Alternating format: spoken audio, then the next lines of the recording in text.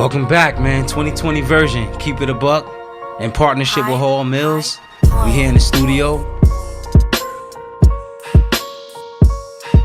A lot of these offers don't be that real, so it's not committable. That feel like when everybody's getting their turn and it's not yours. What they call you? Godfather, New Jersey.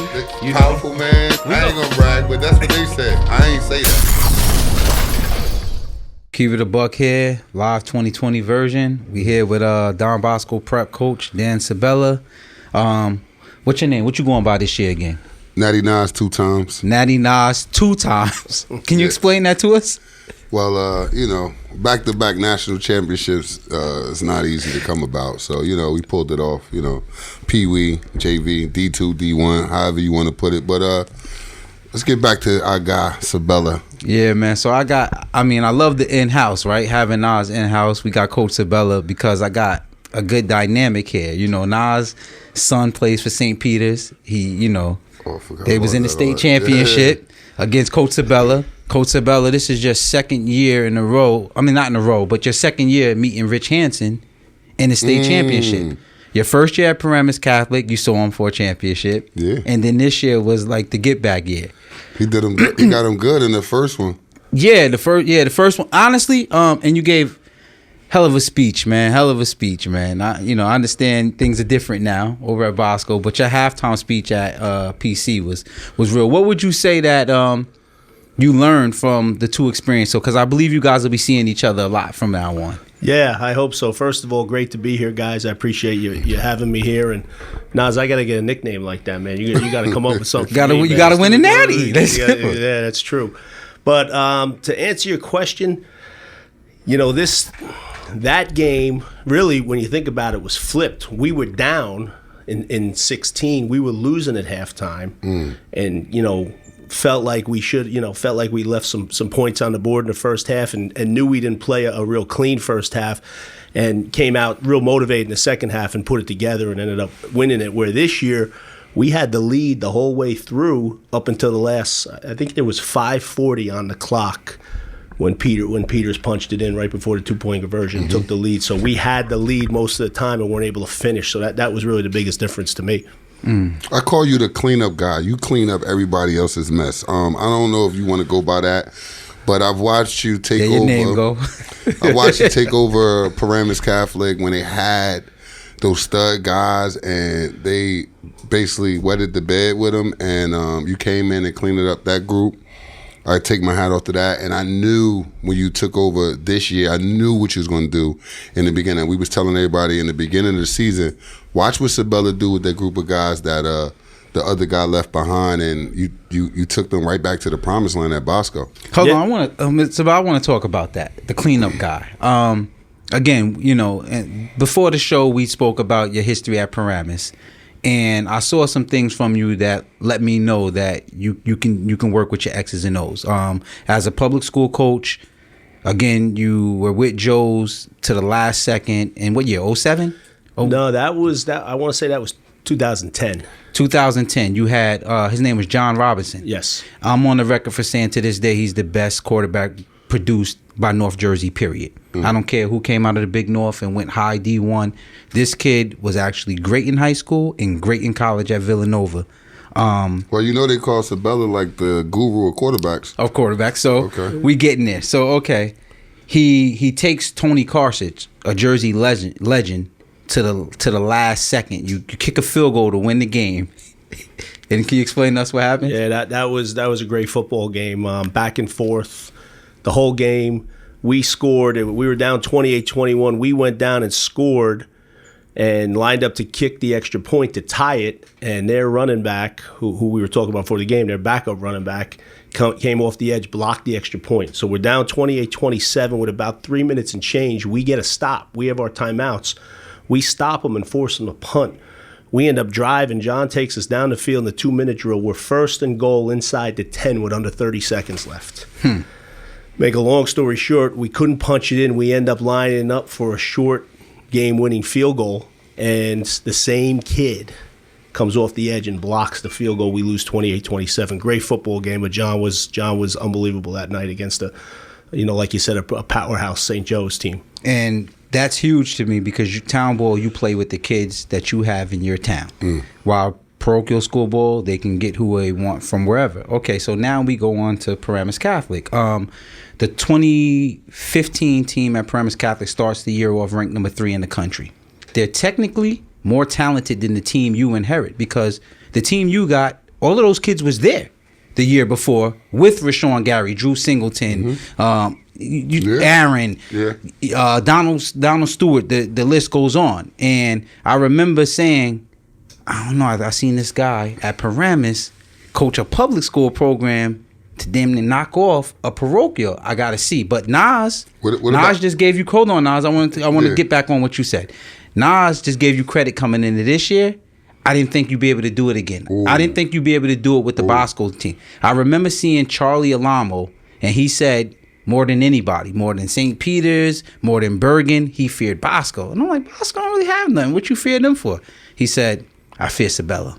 He said, I fear Sabella. And I'm like, he ain't that good. Like Paramus Catholic, he has studs. Ain't really that much over there at Bosco. So to what Nas is saying, he did it. Wrong. He did it at Paramus Catholic with a 5'7" quarterback, a kid who didn't play quarterback. Cha-Cha's the real deal. He didn't play football. He wasn't playing on a team all the 3 years that he was there. Right? Hold on. He took him and he made him a starting quarterback. Not just a starting quarterback. He was the Gatorade Player of the Year for our state. He beat Jonathan Lewis. You could name them all that was supposed to be big time quarterbacks in our state. And that kid, Cha-Cha, just clearly, led his team. And it was, behind it. They went into Michigan and knocked off Friendship. St. Francis. St. Francis. So that year alone, that was big. But coming in, I was like, oh, man, Sabella got 2 running backs. I know he probably, the quarterback, a little shaky situation. But with those 2 backs, I felt he was going to put something together. And that was my nervous. I was nervous about being on the side with Prep and my son there and everything like that. I'm like, Sabella is dangerous. So, what you said about that, Coach? Listen, as you guys know, you're only as good as your what the guys you have around you. And I've been fortunate. I don't know about that. I don't know if I want to be known as the cleanup guy necessarily. It was the way things worked out. It is what it is now. Yeah, I mean, the way things worked out, but the real similarity in the 2 situations to me is you inherited a lot of kids who were experienced, who hadn't experienced success yet, but were hungry to experience that success and had some maturity happen as time went on where they were ready to win. And they just needed, I feel like they just need a little bit of leadership and a little bit of structure to kind of put them over the edge. And you guys know how it is. It's that buy-in. If you get that buy-in from the kids, the rest can take care of itself. And I consider myself real fortunate to be a part of both those experiences. I see that the guys at Don Bosco, the alumni, the people that were there, the Booster Club, everybody is embracing you and putting their arm around you.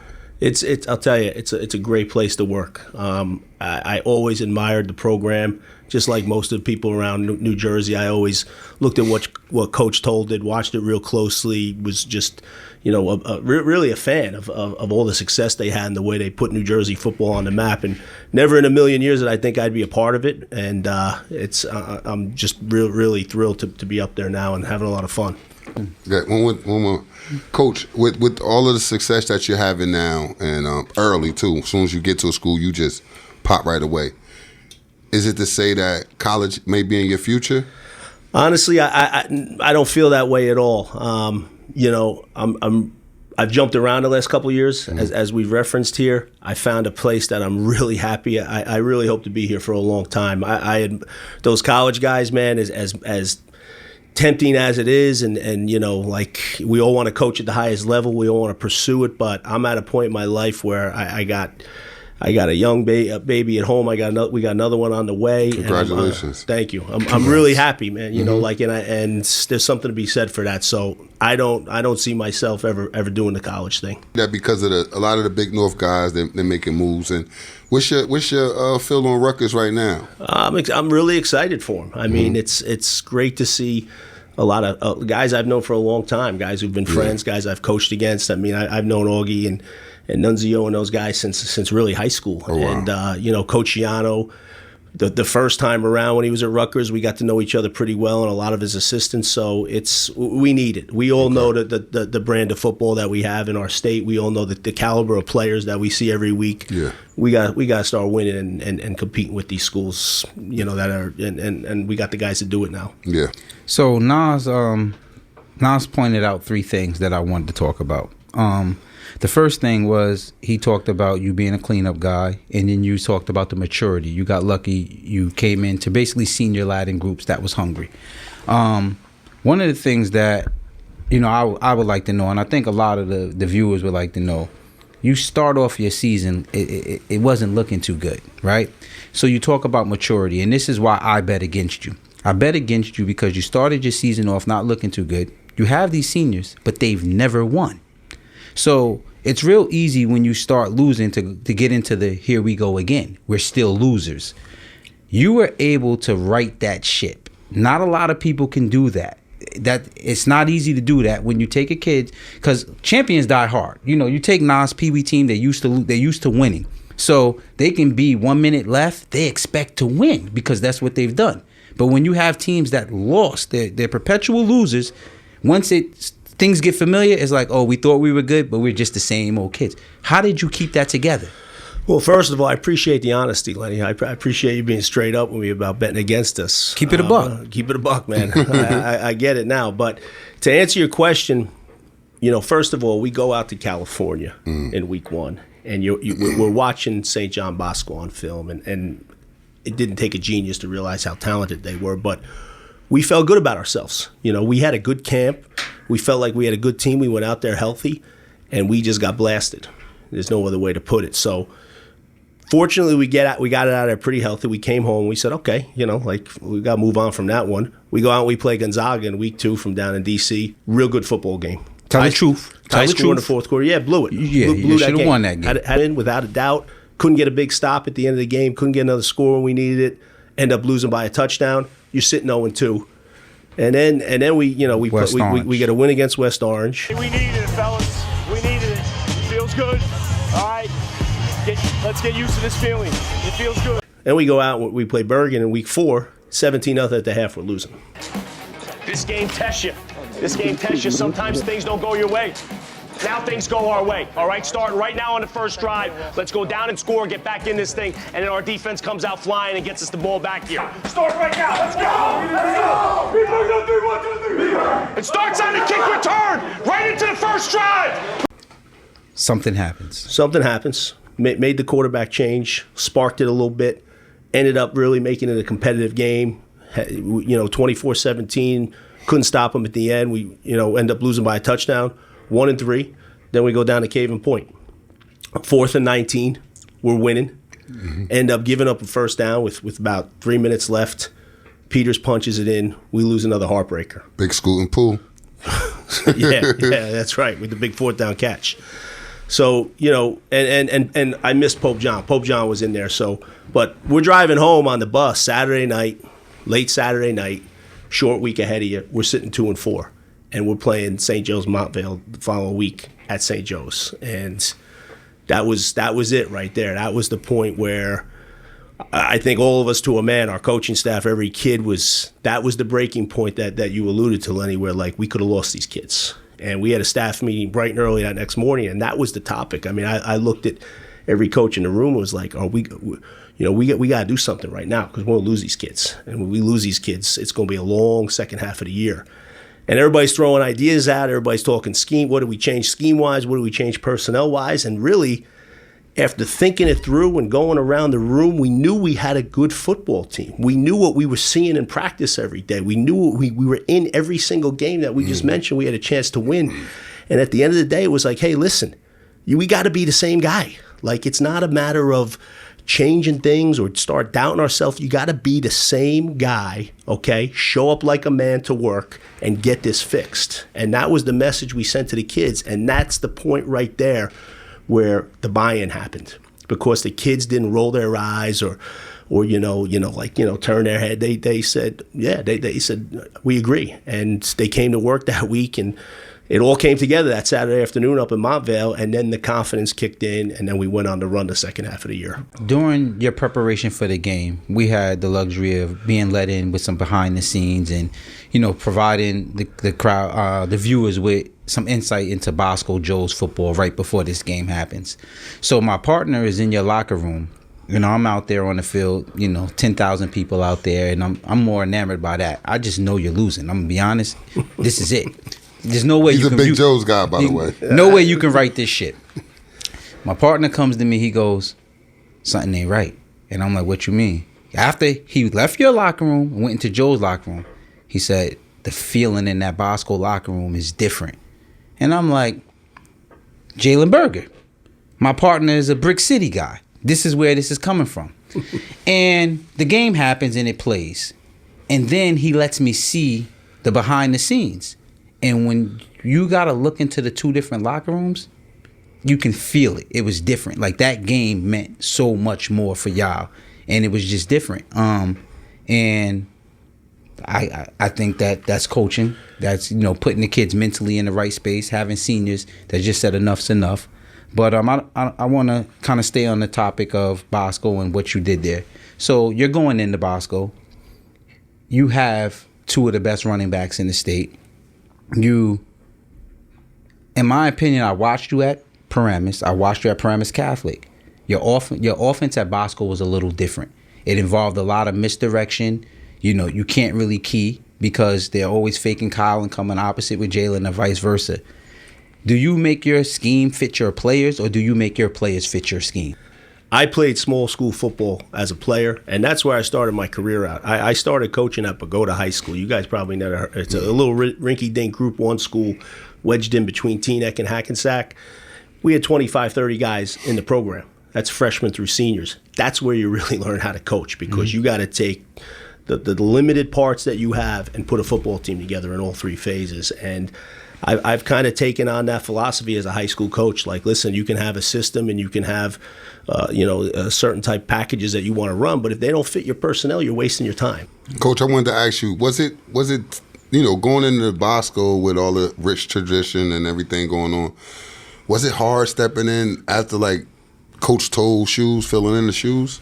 Yeah, I mean, look, anytime I get what you're saying. And not so much that it was hard, but you just want to meet that standard. You want to be successful, because that's the expectation up there. And the one thing I haven't mentioned that really made it what it was is you got to have great people around you. You got to have a great staff, and we have that right now. We've got some tremendous guys who work their tails off, and there's great chemistry amongst the coaches. There's guys who really care, love their job, love coaching kids, and that makes it not only so much more enjoyable, but that much more efficient. How did you go about it when you took the job? Was you like, I got to get rid of everybody here, I got to bring in my own staff, how did you evaluate everybody that was there? Great question. You don't jump to any quick decisions. You do your homework. You watch a lot of film. You get up. You spend some time around these guys. We had a bunch of staff meetings. I met with guys one-on-ones,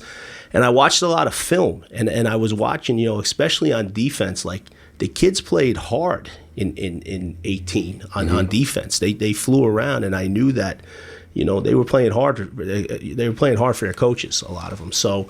And you just, like anything else, it's relationships. You get a feel for guys, and like I said, man, some of these guys are a lot of fun to work with. I noticed between game 1 and about game 5, it seemed like you did a lot of tinkering with your safeties and linebackers. What were you guys looking for? Like, what's your identity on defense? Well, we definitely started to get more guys in the box and get more aggressive and take some more chances. Our corners, again, like I use the word, we went out to St. John Bosco and we lost our swag a little bit. We lost a little bit of our confidence. We felt like we could lock guys up on the outside, and we got beat a bunch of times early in that game. We got beat a little bit in week 2 against Gonzaga, so I think we started doubting ourselves a little bit as a staff. That it came back to us, though. It came back to us as the year went on, which allowed us to be more aggressive, roll that safety down, send more pressure, and play more man coverage. So you tell me 2 games that you lost your swag, you felt you got beat.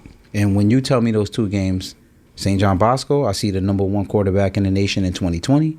Gonzaga, I see the number 1 quarterback in the nation in 2021. That kid at St. John Bosco, especially because you guys were better than Gonzaga to me, that quarterback was just better than everybody else on the field. And I don't know if so much your corners couldn't lock up or you just had guys that can put the ball in places. You had receivers that were used to playing 7-on-7 and they can get open. So I just think y'all ran into, like we talked about styles make games. St. Peter's was a bad matchup for y'all. Joe's is a bad matchup for St. Peter's. Right. And that's just what it comes down to. Styles make games. No doubt. Matchups. I definitely was, I felt, being honest, and even with Sabella there, I felt, give us Bosco instead of Joe's right now. I think Prep might look at him a funny way of how they, that's that gritty, tough running the ball. And then, honestly, looking at Bosco at the time, seeing Monunga out, that was key though. Keeping it a buck, that was key. All right. Had Monunga played, that game probably be big difference. Right? Monunga, the third quarter of the Bergen game, the opening round of the playoffs, when Monunga went down, that hurt because we were clicking on all cylinders. We had, after beating Joe's up there pretty good, we went PC DePaul back to back and beat them like 91-13 in consecutive games. Like, say what you want, DePaul went on and won and beat Bergen and won the state championship. DePaul was a good football team, so we had figured it out. Our defense was definitely clicking, went all the way through, but our offense really found its identity. And Kyle going down, that was a huge. Y'all had fun with DePaul. Yeah, that was up and down. It was like a track meet that day. Yeah, 2 years straight. The Kyle injury hurt, and obviously, listen, the Peters game, the finals, our quarterback went down a couple minutes before the half. Yeah, that's it. That would go. There you go. We needed to. We had a couple opportunities to punch another score in there in the first half. We felt like, we still feel like, had we gotten up 2 scores there, the way our defense was playing. Yeah. But to Peter's credit, they didn't let it happen. They blocked the field goal, right? They blocked the field goal at the end of the game. But in the first half, we had the ball inside their 33 times where we came away with no points. So is it safe to say that you want to see Richie again? Yeah, if it's in the finals, absolutely. I mean, I don't care who we play. If you can get that far, it's safe to say that offensively we're still kicking ourselves. That one hurt. We didn't put more points on the board. It is safe to say, I'm going to say this, and I'm stamping it. Sabella, you're making your name heavy, like you engraving it like we is in the Walk of Fame in California right now in our state. I know what you're about to do this year, and I know what's about to happen year in and year out after this. And I know what you're doing behind the scenes and building this program. And I'm hearing I got some kids that's committed. They call it committed to Don Bosco right now. And you got a good group of guys. And most importantly, you got a guy named Chris Moreno that plays left guard, and he started as a freshman for you. How do you get through a season with a freshman guard up front? You had 2 freshmen. We started 3 freshmen. What? We started 2 on the offensive line and 1 on the defensive line. Cam on the D. Yeah, Cam on the D. So it's funny. You don't see that coming.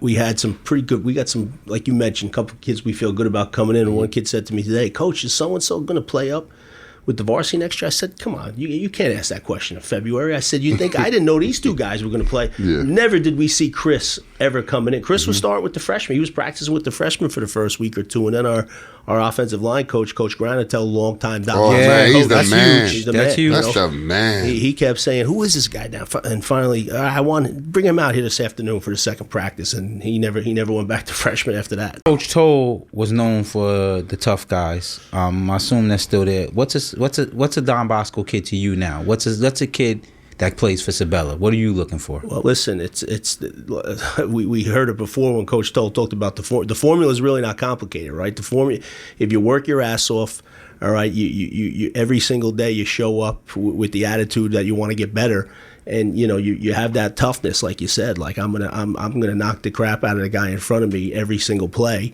and if he gets me once in a while, I'm gonna forget about it and line up and get him on the next one.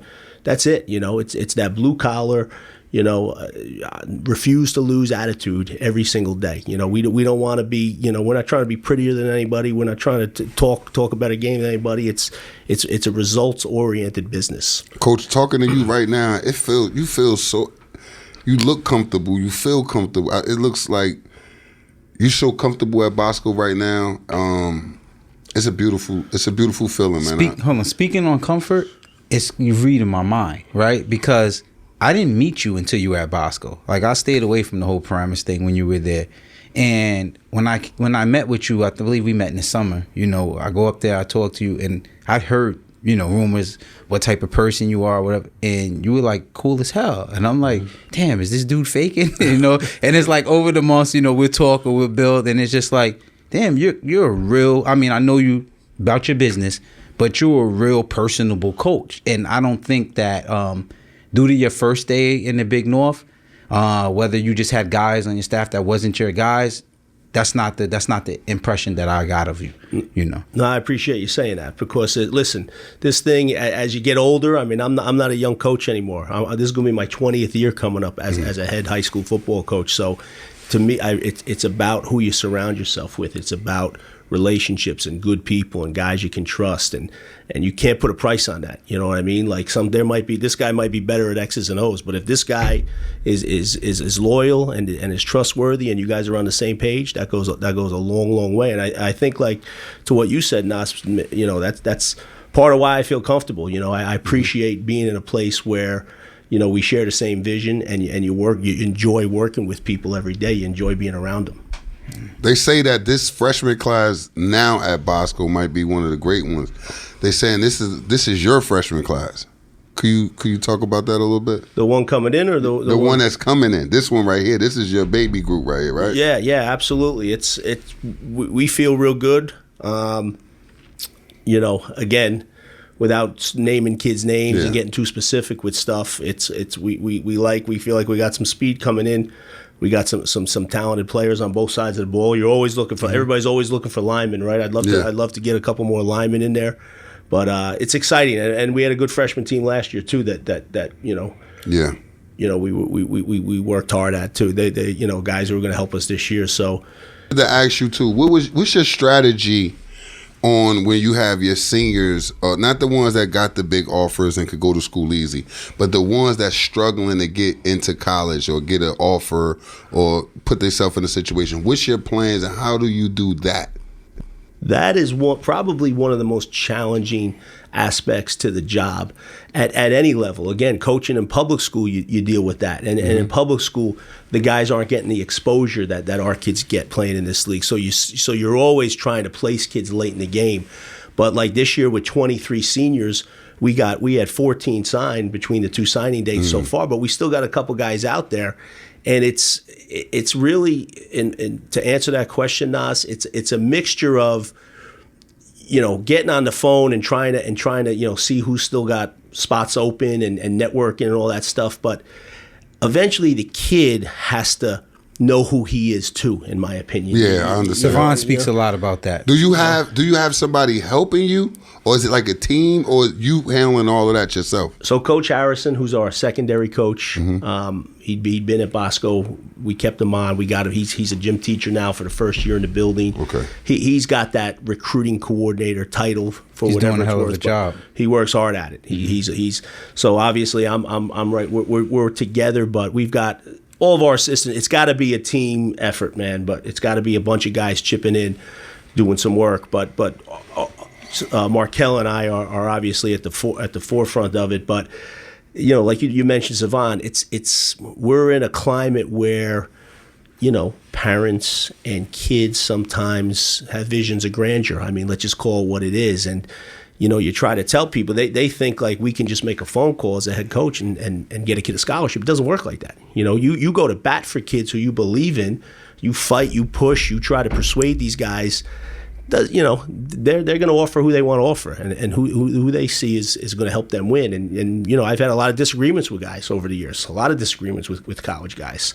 Look at Kyle. I think Kyle was one of the most underrated kids in the last decade. My favorite running back in the league. Right? I mean, he didn't get that Rutgers offer till late. Yeah. You know, he had that Cal offer, but where was everybody else, right? That's right. Where was everybody else? So That's tough. That's a tough part of it. Yeah. I spoke to you, I guess, like a day before Kyle committed, right? And we were talking about something totally different. But I knew you must have just had a conversation.